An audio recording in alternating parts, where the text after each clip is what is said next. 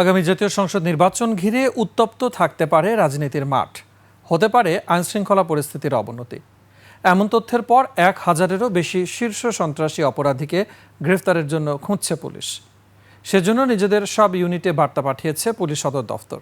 অন্যদিকে আইনশৃঙ্খলা রক্ষা বাহিনীর তৎপরতায় এরই মধ্যে গা ঢাকা দিয়েছে অনেক শীর্ষ সন্ত্রাসী। বাকিটা দেখুন দীপু শিকদারের বিশেষ রিপোর্টে।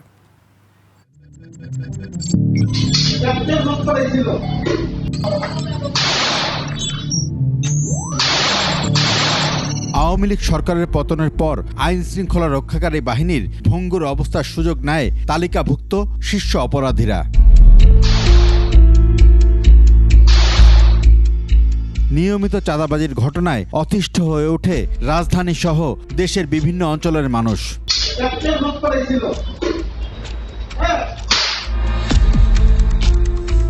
পাশাপাশি একের পর এক ছিনতাই, প্রকাশ্যে হত্যাকাণ্ড, দখল বাণিজ্যের কারণে আতঙ্ক ছড়ায় সর্বস্তরে। তালিকাভুক্ত শীর্ষ সন্ত্রাসী সুব্রত বাইন, ইমন ওরফে ক্যাপ্টেন ইমন, হেলাল ওরফে পিচ্চি হেলাল, মিরপুর পল্লবীর মামুন ও তার ভাই জামিলের নাম উঠে আসে আলোচনায়। সঙ্গে অনেক শীর্ষ সন্ত্রাসীর নামও আসে। প্রতিনিয়তই কিন্তু অপরাধীর তালিকা তৈরি হচ্ছে এবং এই তালিকাগুলো আমাদের কাছে আসছে। সম্প্রতি আন্ডারওয়ার্ল্ড কুশীলবদের অন্যতম সুব্রত বাইন তালিকাভুক্ত শীর্ষ সন্ত্রাসী মোল্লা মাসুদ তার অপর দুই সহযোগীকে স্বয়ংক্রিয় অস্ত্র গুলিসহ কুষ্টিয়া থেকে গ্রেফতার করে সেনাবাহিনী।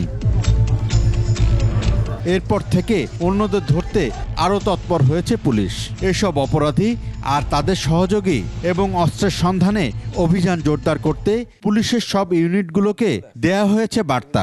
সন্ত্রাসীরা কোনো ধরনের সুযোগ নেই বা তাদের উপর ভর করে অন্য কেউ সুযোগ নেই, এটি আসলে কোনো মতে কাম্য নয় বা এটি আমরা হতে দেবও না। তারা কোনো ধরনের অস্থিতিশীল পরিস্থিতি সৃষ্টি করবে বা আমাদের যে কোনো ধরনের ইভেন্টের ক্ষেত্রে তারা প্রতিবন্ধকতা সৃষ্টি করবে, মানুষকে ভয়ভীতি দেখাবে, এটি যেন না হয় সেজন্য কিন্তু আমরা ব্যবস্থা নিচ্ছি। র্যাবও বলছে নির্দেশনা অনুযায়ী তালিকাভুক্ত শীর্ষ সন্ত্রাসী ছাড়াও ভয়ঙ্কর অপরাধীদের খোঁজ করা হচ্ছে।